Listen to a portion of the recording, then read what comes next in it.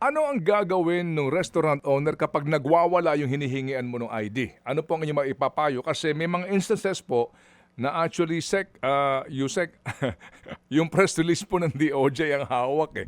Nasa kanila na pong mga telepono na kapag po merong nagtatanong lang, hindi, ito na sinasabi na yun dito oh. Oh, irereklamo ko kayo sa DOJ. Ito na, yun ang kanilang pasaporte kumbaga.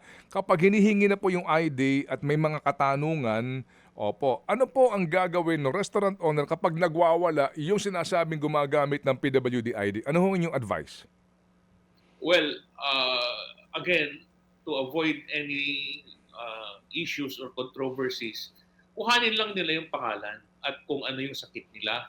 And then, pwede nang i-verify yan. Kasi pag dumating yung panahon na yung taong yan ay babalik ulit sa establishment na yan at gagamitin niya ulit yun, and napatunayan na hindi naman siya may sakit, for example, na sinasabi ng nandoon, ay pwede nang maging case na ng estafa because one of the grounds ng estafa is yung pretending to have a condition or a qualification which you don't have, and then taking advantage of somebody else on that basis.